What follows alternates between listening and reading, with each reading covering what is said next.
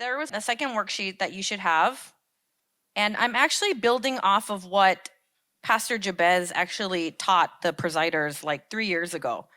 So I kind of want to just build off of that. But when you are praying, whether you're a presider or whether you're just up here to pray, our role is to be like John the Baptist. And what do I mean by that?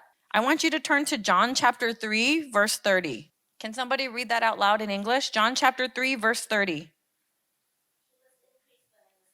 Right. So that is our role. He must increase. I must decrease. And you know what is ironic about this? This was John the Baptist's last testimony. And then what happened? He got his head chopped off, went to prison, because he tried to increase himself, right? But this is ironic because he said that. So he must increase, we must decrease. So there's a certain attitude to have when you're praying, right?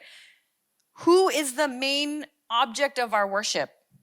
Right, the triune God. And what is the main aspect of worship? When you come to worship, what is the main thing? Sermon, correct. Okay. And so who is the least important person?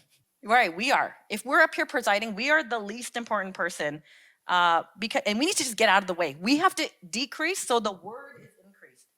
So if you at any point make it a show, or like you're crying dramatically or whatever, right? That it kind of like cuts off God's glory. And we don't ever want it to be we don't want anyone to talk about us. We don't want anyone to remember what we did, honestly. We are here to be immemorable, if that makes sense. We are here to just go help the flow of worship. And I really emphasize this so much. So we must pray for the word to be proclaimed properly.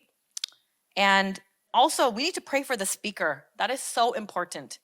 We need to pray that the Holy Spirit works through the speaker because, as you know, people have preached wrongly.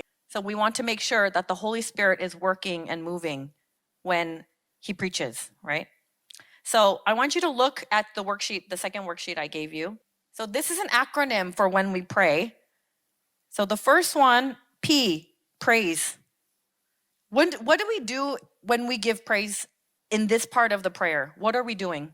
What do we mean by praise? So this P-R-A-Y is literally just for the prayer. Giving thanks. We're giving thanksgiving. So you can make a note. You're giving thanksgiving. This is part of adoration. And then the next is repent. So what are we doing? We are repenting for not just ourselves, but we're repenting for, because you're praying for the community. You're repenting for everyone who's sitting in the audience, for the church. And then A, ask. We have to ask God for things, right? And then Y is yielding. What does yielding mean? Right, so we are not in a position to ask anything from God. We're entrusting it to God. So at the end when you pray, you say, and we entrust this worship service to you. In the name of Jesus, we pray, amen. That is yielding. That is giving up this worship service, meaning this is not about us. We're offering it to God. So that's yielding. Okay, this is actually what Jesus fit every single acronym. Like his prayer, if you look in the Lord's Prayer, everything in the Lord's Prayer fits under these categories. So I want us to do that if we had more time, but we kind of don't have time. And besides pray, there's another acronym, TACOS, T-A-C-O-S. I use tacos for myself. And what do I mean by tacos? Let's talk about it. Okay, this is a bad joke. Okay. Tacos, T, Thanksgiving. A, adoration. Thanksgiving first, adoration second. What's C? What would come after Thanksgiving and adoration, you think? Confession. Confession. And then O is others. We pray for others first. It could be for the nation. It could be for your family. It could be, And then S is self. You pray for yourself last. So this is what I taught my kids. You pray in the taco way, tacos. Right. And then pray, the P-R-A-Y, is how we would pray in a formal worship service. But on an everyday level, I would use tacos. Any questions about that? Okay. Publicly pray, yeah, right. It's like how you would pray for how you would pray on your own.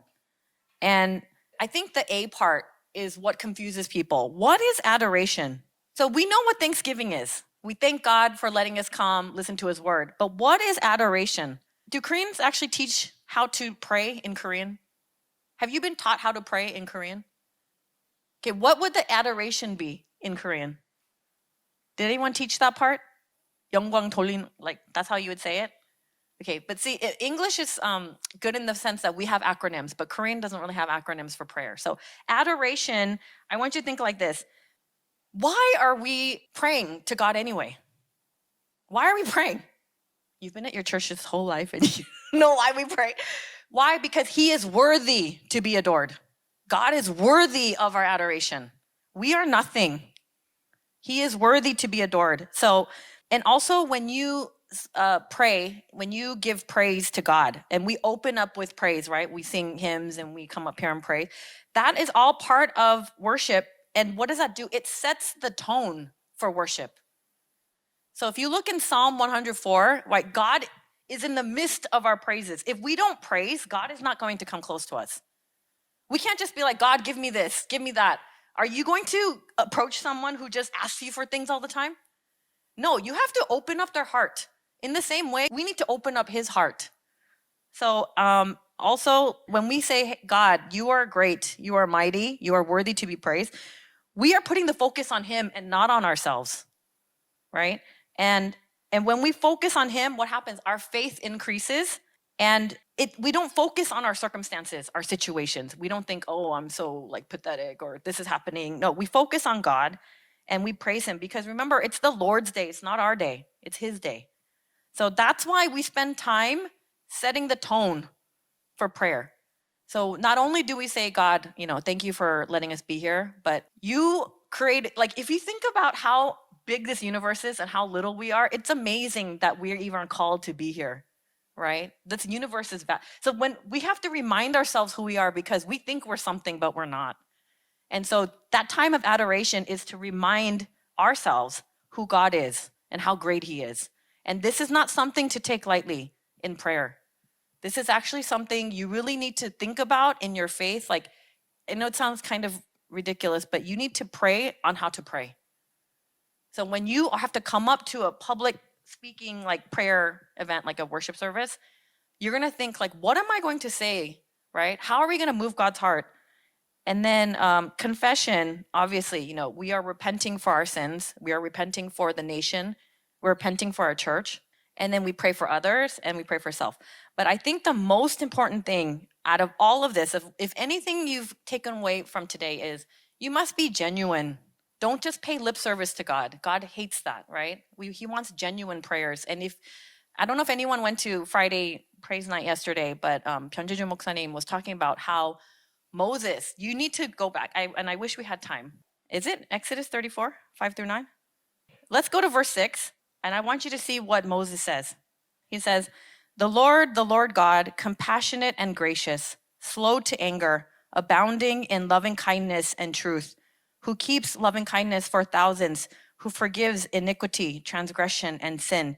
Yet he will by no means leave the guilty unpunished, visiting the iniquity of fathers on the children and on the grandchildren to the third and fourth generations. And then Moses made a haste, meaning he quickly bowed low toward the earth and worship. He said, if now I have found favor in your sight, O Lord, I pray, let the Lord go along in our midst, even though the people are so obstinate, and pardon our iniquity and our sin, and take us as your own possession.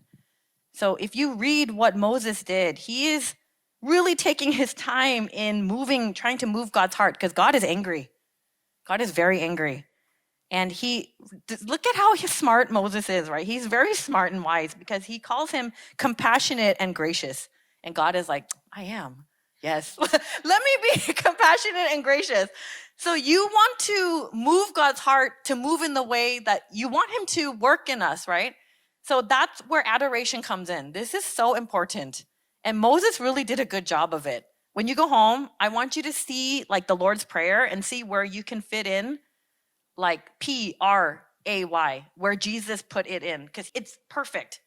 It's not like in sequential order. It is not like, okay, our Father, some of it is, but it's all there. It's all there, and it's amazing. So anyway, it's 11:56, and that's just, I could have gone on, but I want to end it here. So thank you for being here.